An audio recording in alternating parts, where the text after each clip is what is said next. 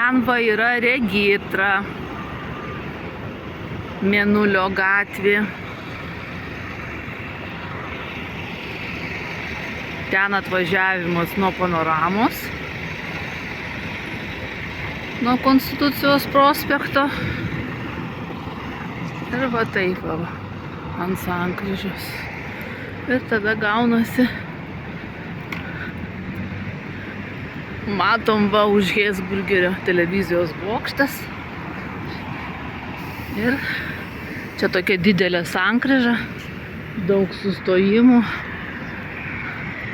didelis judesys ir va televizijos bokštas.